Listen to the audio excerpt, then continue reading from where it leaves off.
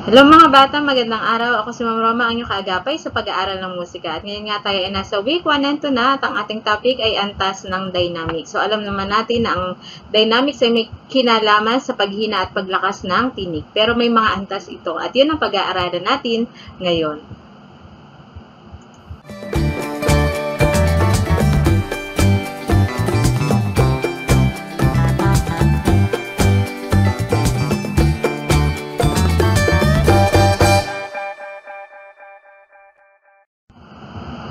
Tayo ay nasa ika-4 na markahan na, quarter 4, week 1 and 2, at ang inyong most essential learning competency ay nagagamit ng wasto ang iba't ibang terminolohiyang musikal upang maipakita ang iba't ibang antas ng dynamics. By the way, ang ginagamit natin ay learner's packet sa Pivot 4A Calabarzon. Dahil wala pang mga module, leap muna ang inyong ginagamit at gagawin natin ang mga gawain sa pagkatuto.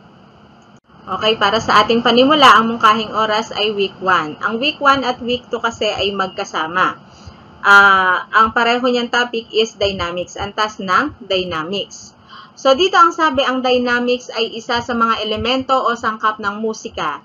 Ito ay pamamaraan ng madamdaming pagpapahayag sa pamamagitan ng mga simbolo. Ayan, mas naipapahayag natin ang ating damdamin kapag tayo ay umaawit sa pamamagitan ng paglakas at paghina ng ating tinig. Okay? So, ang antas ng paghina at paglakas ng tinig ay may mga simbolo at yan ang pag-uusapan natin ngayon. So, ito ay tumutukoy sa masining na paglakas at paghina ng pag-awit at tugtugin. So, maihahalin tulad ito sa perspective at tindi ng kulay at sining. So, may ibig sabihin, kaya lumalakas at humihina ang tinig. At mas nagiging maganda ang daloy ng musika kapag may iba't ibang antas ng tinig at iba't ibang lakas ng tinig.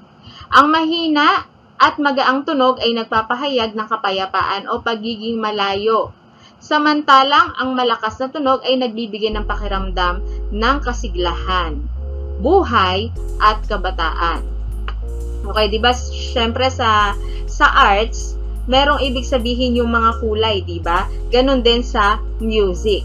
Okay? So, yung magaang tunog at mahinang tunog, ang sabi dito, ay nagbibigay ng pakiramdam ng kapayapaan o pagiging malayo. Samantalang yung malakas na tunog ay nagbibigay ng ibig sabihin ay kasiglahan, ng buhay, at energy, at kabataan. Ang hina at lakas ng tunog ay maririnig ay tinatawag na tindi o intensity. So mga bata, ang iba't ibang antas ng dynamics ay nagpapahayag ng iba't ibang emosyon at damdamin. Yung malalakas na tunog at musika, maaaring magpahayag yan ng galit, ng tagumpay, at lakas ng tao. Okay? So, ang mahihinang tunog naman o musika naman ay nagpapahayag ng damdamin na may kapayapaan katulad ng ating tinatalakay natin ngayon. Okay? So, yung tindi sa musika ay nagbabago batay sa nais ipahayag ng damdamin ng sumulat ng musika. Gayun din ang mga bagay na nais niyang bigyan diin. So, ito ba ay tungkol sa broken-hearted? Ito ba ay tungkol sa kasiyahan? So, depende yan sa kompositor o sumulat.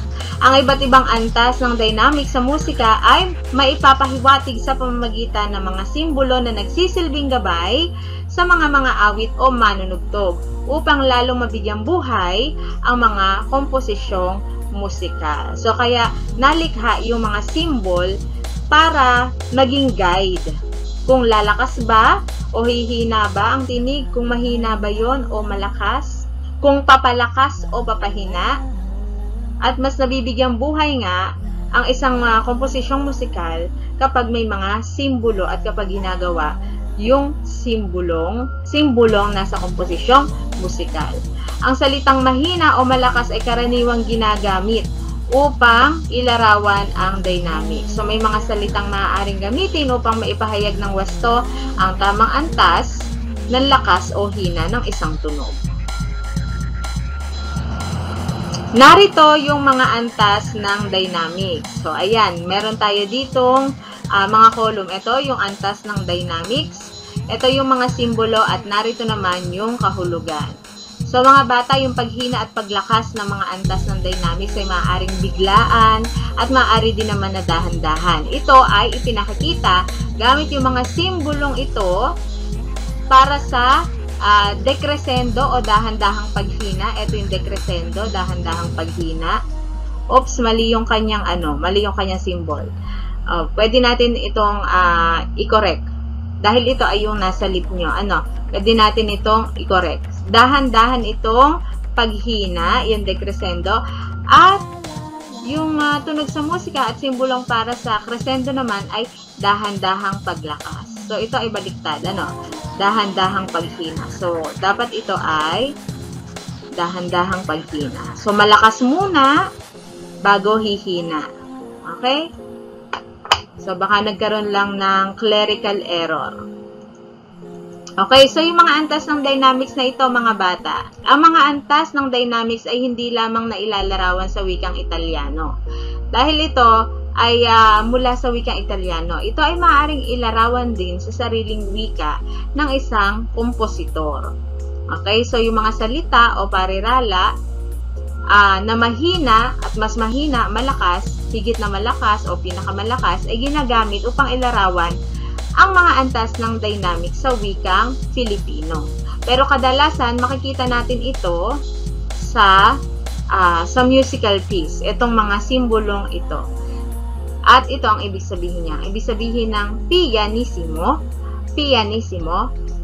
kahulugan sa Tagalog nito o sa wikang Filipino ay higit na mahina. Diba meron tayong mahina, which is piano, mahina, mas mahina naman yung pianissimo. Okay po. So, yung mezzo piano, hindi gaanong mahina. Yung forte, ito ay malakas. Yung mezzo forte, hindi gaanong malakas. Fortissimo, ito ay higit na malakas. Crescendo, so ito yung symbol niya, tama ito, dahan-dahang paglakas. So ito yung yung clue nyo dito, di ba mahina. Unti-unting bumubuka. Kunyari ito yung bibig nyo, unti-unting bumubuka. Ito naman decrescendo, ito yung malakas, papahina. Nakabuka mula sa pagbuka, papahina. So, yun ay parang clue lamang. Okay? Sagutin natin yung sumusunod na katanungan at isulat it daw sa inyong kwaderno. Sabi dito sa inyong lip. Number 1, sasagutin natin isa-isa. Ano ang dynamics? Okay? So, kanina itinalakay natin. Maaari nyo ring balikan yung kanina. Pero tatalakayin natin ito isa-isa. At maging yun na i-share ko, pwede nyo rin yung isagot. Number 2, ano-ano ang iba't ibang antas ng dynamics at mga simbolo ng mga ito. So, nakita natin na ito yung antas ng dynamics at narito yung mga simbolo niya. Okay, so number 3, kapag nakita mo ang pyesa ng awitin sa simbolong F, paano mo ito aawitin? O sa simbolong F daw, aawitin mo ito ng malakas. Ano naman simbolong gagamitin kung ang awit ay inaawit ng mahina? So, kabaliktaran lang ng F ay yung P, piano. Next, number 5, paano nakatutulong ang dynamics sa pagpapahayag ng damdamin sa awitin? Okay, so isa-isahin muli natin yung mga katanungan. Okay, sagutin natin. Number 1, ulitin natin para ma-retain sa inyong isip ano ang dynamics. Pag sinabing dynamics, mga bata, ito ay isa sa mga elemento ng musika o sangkap ng musika na nagpapaganda sa isang piyesa. Ito ay ang iba't ibang antas ng lakas o hina ng tunog ng musika. So, yon ang dynamics. Pag may kinalaman sa paglakas at paghina ng tinig, ang ibig sabihin, dynamics. Number 2, ano ang iba't ibang antas ng dynamics at mga simbolo nito? Mga simbolo nito. Okay, so kanina pinag-aralan natin, narito ang antas ng dynamics. Meron tayong pianissimo, ang ibig sabihin ay higit na mahina, ang kanyang simbolo ay PP. Piano, ibig sabihin ay mahina. Ang kanyang simbolo ay P. Mezzo piano, ito ay hindi gaanong mahina. So, narito yung mga simbolo. Forte, ito yung F. Ang ibig sabihin ay malakas. Mezzo forte, ang ibig sabihin ay hindi gaanong malakas at ito ang kanyang simbolo. Fortissimo, ibig sabihin ay higit na malakas. So, meron tayong simbolong FF. Crescendo, so tama ang simbolo na ito, dahang-dahang paglakas. At panghuli ay decrescendo. So, ito ay ganyan. Okay? Decrescendo. Ibig sabihin ay dahan-dahan naman na paghihina. Nawa, malinaw yon mga bata. At tandaan, ang crescendo ay papalakas at ang decrescendo ay papahina. So, increase, decrease. Okay? Ng tinig. Kapag nakita mo sa isang piyasang awitin na may simbolong F, paano mo ito aawitin? So, kapag nakita mo ang simbolong F na ang kahulugan ay forte, kailangan mo itong awitin ng malakas. Anong simbolo? Number 4 tayo ang gagamitin kung ang isang awit ay inaawit ng mahina. O, ano daw yung simbolo natin? Ang simbolong ating gagamitin kung ang awit ay mahina ay ang simbolong P na nangangahulugang piano. Ang kahulugan nito ay aawitin natin ito ng mahina. Next, paano nakatutulong ang dynamics sa pagpapahayag ng damdamin ng isang awitin? Ang tindi sa musika ay nagbabago batay sa nais ipahayag ng damdamin ng sumulat ng musika. Gayun din ang mga bagay na nais niyang bigyang diin. So, mas naipapahayag ang damdamin kapag ginagamit ang lakas at hina ng tinig. Okay? Ang iba't ibang antas ng dynamics ay nagpapahayag ng iba't ibang emosyon. Ang malalakas na tunog sa musika ay maaaring magpahayag ng galit, tagumpay, at lakas ng tao.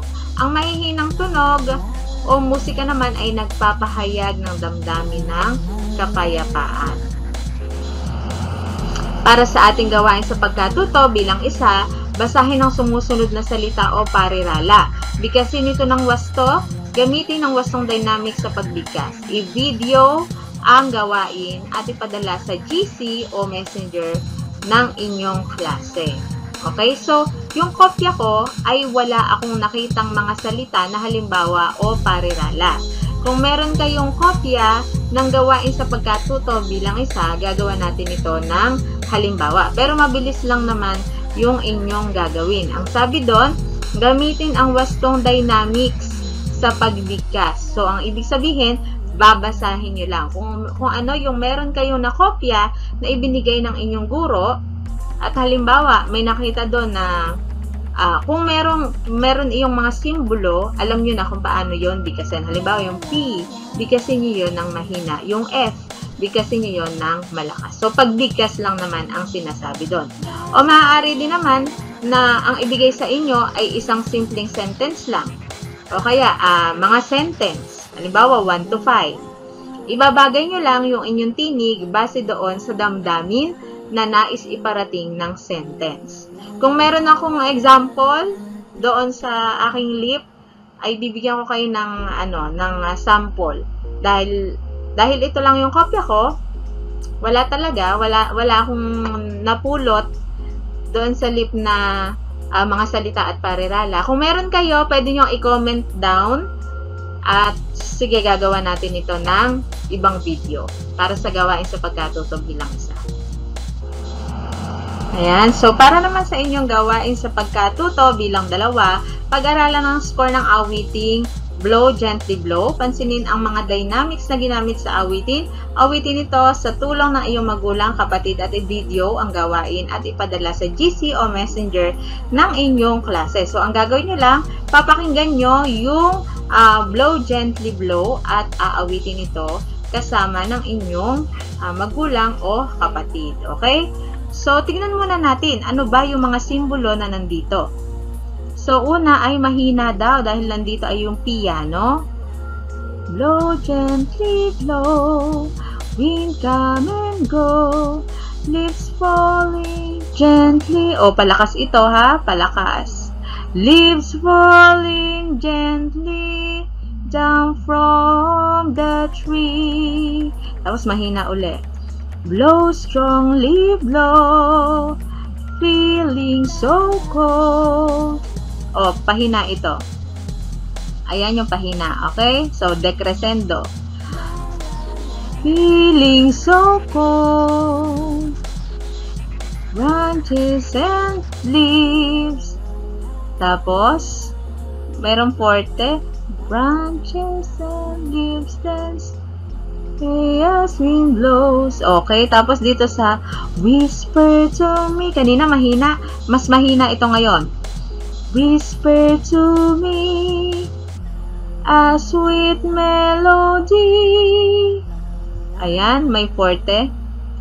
Ibig sabihin, malakas. Sweet melody. Tapos, mahina uli. Come and tell me, love sweet as can be. O, malakas yung doon sa ano, sa dito kasi palakas. As sweet as can be. Okay, mahina. Blow gently, blow, window so cold. Sing, dance, and sway with the wind as it blows. Okay? So, pakinggan natin. Gusto nyo pakinggan muna yung ano, yung song. Kung masasabayan nyo itong ating -1. Okay?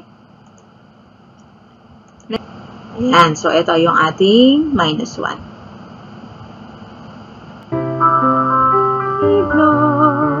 Wind come and go, leaves falling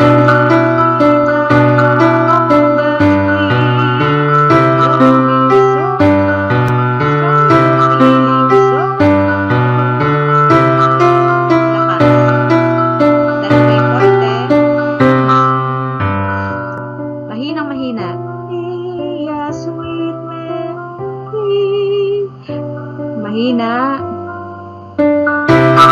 Palakas. Blow gently, blow.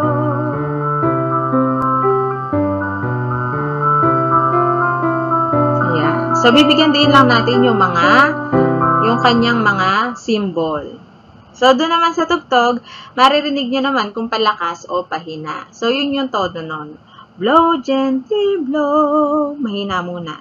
Okay, sige, try ni Ma'am Roma na awitin para meron kayong gayahan.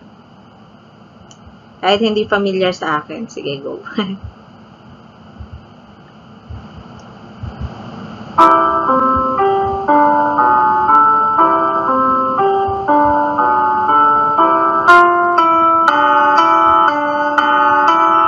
Yeah, so, rinig niyo naman yung kanyang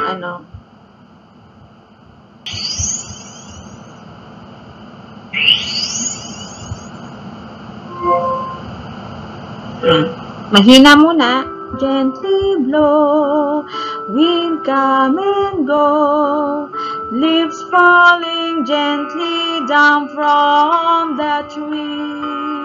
Blow strongly, blow, feeling so cold. Branches and leaves dance and sway as wind blows. Mahina. Whisper to me a sweet melody. Mahina. Come and tell me love sweet as can be. Palakas yun. Blow, dyan mahina. Blow, window so cold. Yan. Wind as it blows. Okay? So, yun ang tamang pag-awit. So, medyo lumalaki yung mukha ko dito kapag ka sinusubsub ko dito dahil hindi ko mabasa masyado. Okay. So, sana malinaw yon. Malinaw ba? Try uli natin.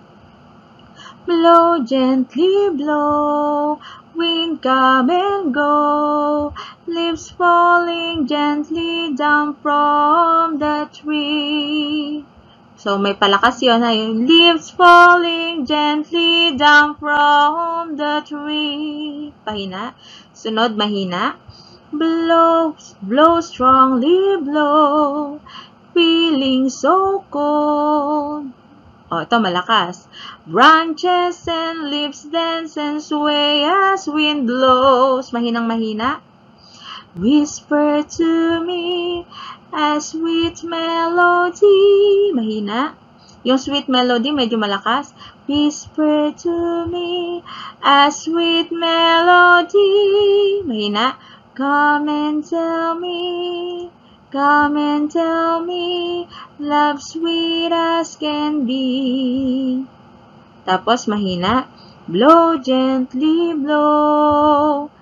Window so cold. Sing, dance, and sway with the wind as it blow. Okay, so kayang-kaya nyo yan. Dapat lang ay familiar kayo doon sa tono. So, mabilis nang lagyan ng damdamin kapag sa ulo nyo yung kanta. Pasensya na kayo, medyo hindi familiar sa akin yung kanta. So, nawa may naitulong ako para sa inyong gawain sa pagkatuto. So, sa uluhin nyo lang at magsama kayo ng inyong gusto nyo kasama sa pag-awit. Okay, para naman sa inyong gawain sa pagkatuto bilang 3, pag-aralan ang score ng awiting Ako ay Pilipino. Bigyan pansin ang mga simbolo ng dynamics na ginamit sa musika. So, yung kanina, nakita natin sa isang musical piece, lahat ng mga simbolo na kailangan nating gawin doon sa antas ng tinig na kailangan nating ma-execute. So, pag-aralan din yung awitin. Pagkatapos ay awitin nito gamit ang wastong antas ng dynamics sa tulong ng iyong magulang o kapatid. I-video nyo uli yung gagawin nyo at ipapadala sa GC o messenger ng inyong klase. So, narito yung awiting Ako ay Pilipino. So, meron tayong permiso na gamitin itong ating tugtog. Nakilala natin yung may-ari ng gumawa nito. So, maaari daw naman na ating gamitin. So, narito yung mga simbolo na makikita natin. Mahinang mahina. Pianissimo. Tapos, mahina. Dito sa part na to. So, ito nakita natin yung decrescendo. Ay, di pala. Ito, decrescendo. Ito yung crescendo, no? Ito yung crescendo. Okay, so mezzo piano, bigaanong mahina, tapos ito yung decrescendo, ay crescendo and decrescendo, mezzo forte. Papakinggan lang natin yung tugtog at maaari nyo nang mapakinggan kung paano ito inaawit. So, ayan yung mga simbolo natin na kailangan natin. Ito, malakas na malakas. Okay, fortissimo. Tapos forte, malakas. Okay. Sige, i-observe nyo muna bago nyo awitin. Okay, i-observe nyo muna o pakinggan nyo muna yung ating awitin ngayon. Handa na? Pakinggan.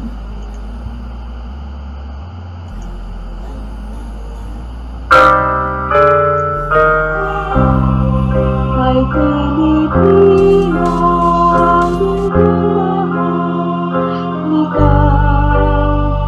Ikaw sa aking puso, maligayang ganda sa Pilipinas na aking bayan.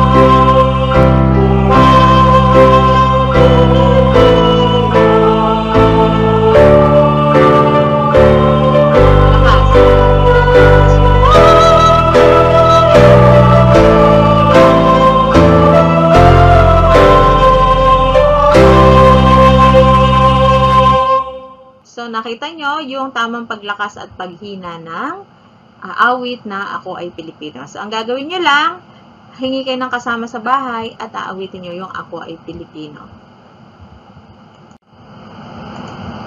Para sa inyong rubrics, narito yung rubrics nyo.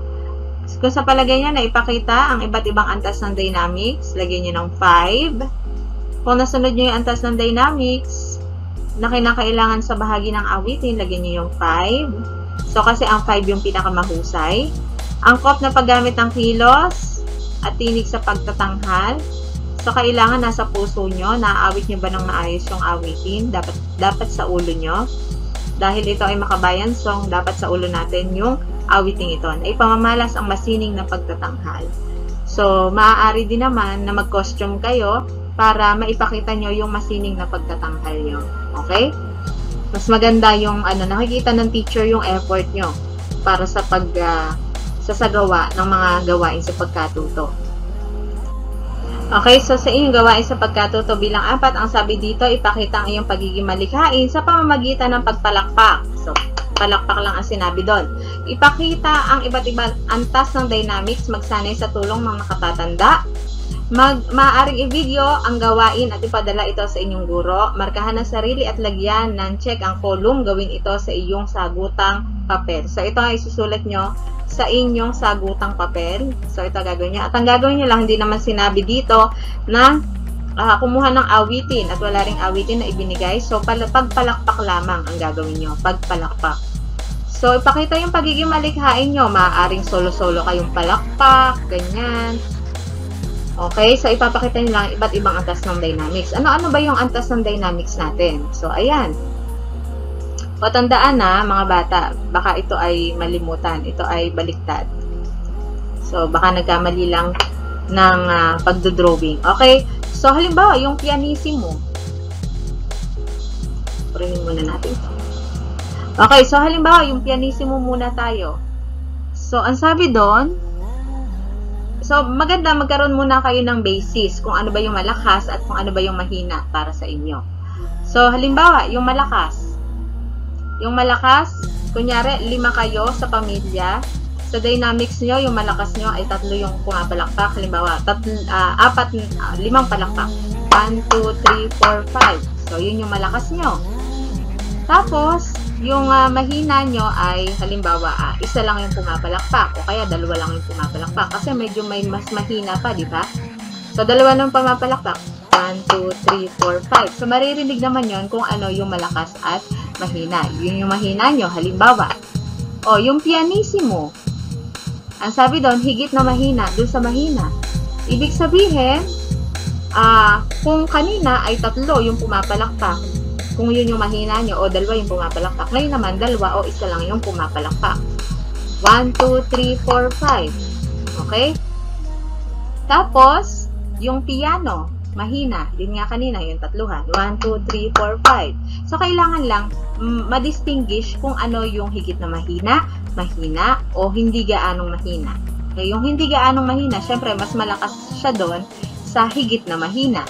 Kung yung higit na mahina nyo, 1 lang yung napalakpak, yung inyong hindi gaanong mahina, edi gawin yung 2, yung pumapalakpak. Okay, so yung malakas, ganun din.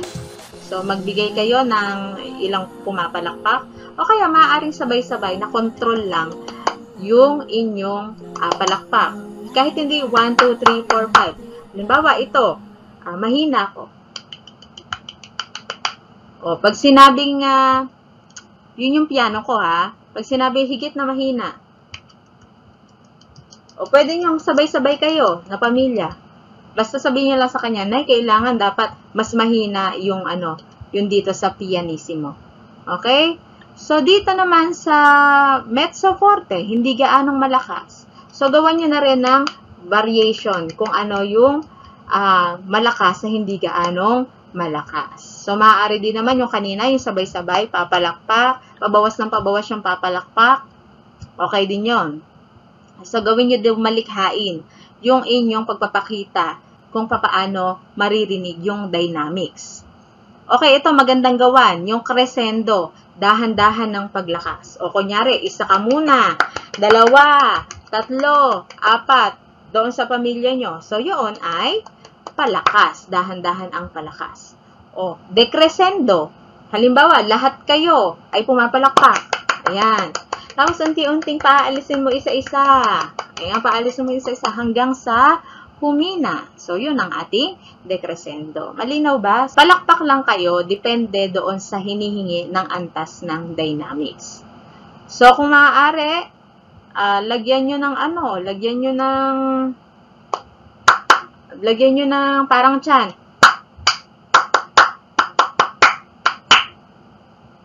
Lagyan nyo ng tiyan. Tapos, yung mas malakas, yung pinakamalakas, lahat na kayo. So, makikita ng guro kung sino yung creative. So, bahala na kayo na maging creative basta naipakita natin yung pagpalakpak sa antas ng dynamics. Okay, so gawain sa pagkatuto bilang 5. Ipaliwanag ang pagkakaiba ng sumusunod na antas ng dynamics. Gawin ito sa iyong kwaderno. Una, crescendo at decrescendo, piano at forte, pianissimo at fortissimo, mezzo forte at mezzo piano, pianissimo at piano. Okay, paglalapat, gawain sa pagkatuto bilang 5, ito rin yon. Ipaliwanag natin yung pagkakaiba. So, sige, gawin na natin. Crescendo at decrescendo, anong ibig sabihin? Ang crescendo ay papalakas at decrescendo ay papahina. Ang piano at forte. So, ang piano ay mahina, samantalang ang forte ay malakas. Pianissimo at fortissimo. Ang pianissimo ay higit na mahina, samantalang ang fortissimo ay higit na malakas. Mezzo forte at mezzo piano. Ang mezzo forte ay hindi gaanong malakas, ang mezzo piano ay hindi gaanong mahina, katamtaman, okay? Pianissimo at piano. Ang pianissimo ay higit na mahina, samantalang ang piano ay malakas or mahina. Mahina ito Samantalang ang ay higit na mahina at ang piano ay mas malakas sa pianissimo. So, ito ay mahina lamang. Okay? Gawain sa pagkatuto bilang 6, isulat ang tama kung wasto ang isinasaad ng pangusap at mali naman kung hindi wasto. Gawin ito sa iyong kwaderno. So, inaawit ng mahina ang uyayi. Ito ay tama. Buuin nyo na lang po So, dapat buo ang inyong sagot. Tama o mali. Okay? Ang simbolo ng decrescendo ay empty. So, ito ay mali. Ano ba ang simbolo ng decrescendo? Ang decrescendo ay papahina. Okay? Forte, ang antas ng boses ng nanay na magpapatulog ng sanggol. Ano ba ang forte? Ang forte ay malakas. Nagpapatulog ka ng sanggol. So, ito ay mahina. Magigising ang sanggol kapag forte ang ginamit. Higit na mahina ang pianissimo kaysa piano. So, ito ay tama. Dapat nating lakasan ng dahan-dahan ng ating boses o pagtugtog kapag ang antas ng dynamics ay crescendo. So, dahan-dahan nating lalakasan. Okay, dahan-dahan lalakasan. Tama. Okay, so next. Yan, so lumipat ako ng pwesto. Lipat ako ng pwesto. Okay.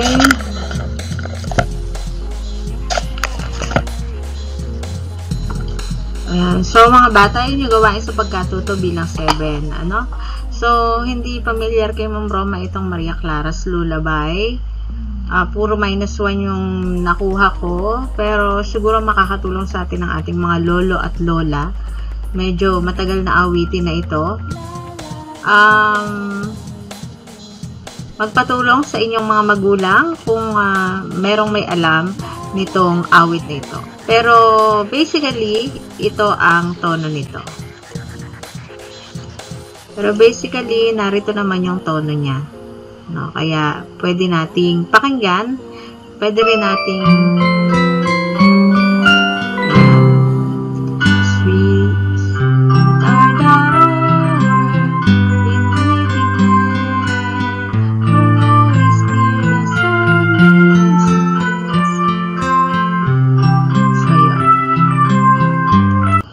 Okay, para sa inyong pamantayan, nagpapakita ang iba't ibang antas ng dynamics sa awitin.